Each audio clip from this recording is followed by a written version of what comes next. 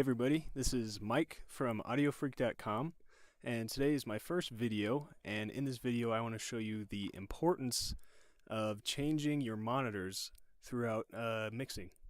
So I'm testing this out right now and we'll see how well this camera and microphone thing works, but for my monitors I have the KRK6s. They're ported, which I don't like, but it's all I can afford right now. And I also have a little tiny grot box. A grot box is just regular old hi-fi speakers, or just speakers that you would find in a normal person's home. And I also have some AT-HM50s from Audio-Technica, so studio headphones. I also have the hi-fi Bose headphones that I'm wearing. And I have really cheap, these aren't even iPod speakers, or headphones. I got them from an expo for an aerospace convention or something like that. So as cheap as you can get them. And the reasoning behind all this is because you want to hear if your mix translates to every medium on which it's played. So first, I'm going to play the mix.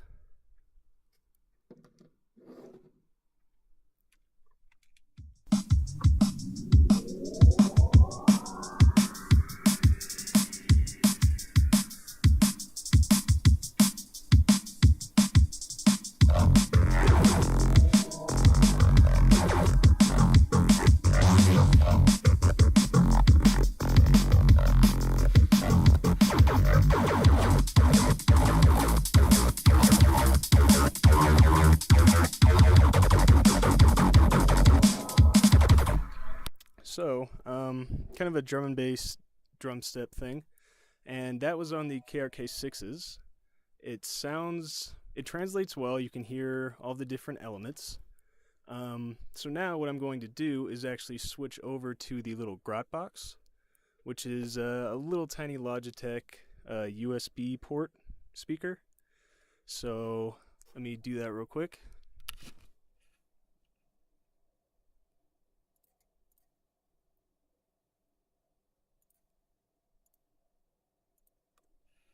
So what you want is a quick way to switch in between these speakers, and this is the quickest way that I have right now with my setup. You just hit F10, go to audio settings, and flip it over, and I have it configured so that it just automatically flips over to my little grot box. And you'll notice, let me step back, that I have my door kind of in a little square room, but I have it stuck in the corner because I want it to replicate the way that a normal person would listen. So normally people, or I guess the average person, would have these speakers maybe just stuck in a corner, wherever there is space. So that is the reasoning why it's literally in the corner of the room. So let's go ahead and listen to the mix through this little quote-unquote grot box.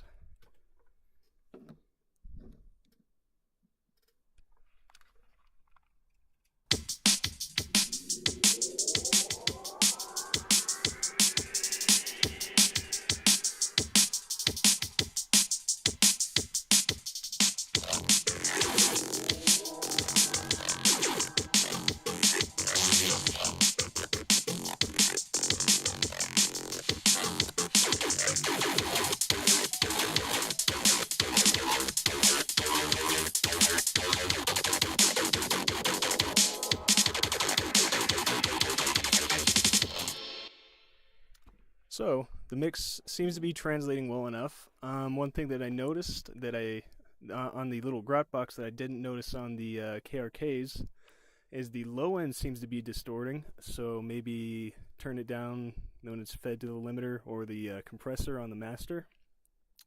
And the highs are a little accentuated. So maybe a solution to this would be a multi-band compressor and just control those mids and highs. To complement these, speakers, I would also be comparing them with the little crappy headphones, the studio headphones, and these Bose headphones that I have.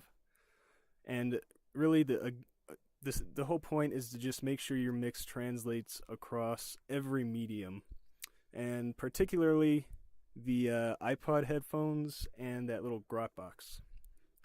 And if you do have a sub, I have the KRK-10S. If you're making music for the club, you need to make sure that it translates well on a sub too. And in my next video, I want to show you guys how to get your low end right, but it does require a subwoofer. So I have subwoofer tricks coming up. That's all for this video. I apologize if this is a little awkward. I have a crappy camera, but I am more focused on the quality of the audio so you guys can hear what I'm talking about rather than the video. But hopefully I'll find a better way to get this camera. I'll have a better spot when I set it down so you can see what I'm doing, etc. So yeah, like the video, subscribe, and I have an announcement coming up about my new website, which is just it's a place to basically buy sample packs from me. That's about it. So thank you.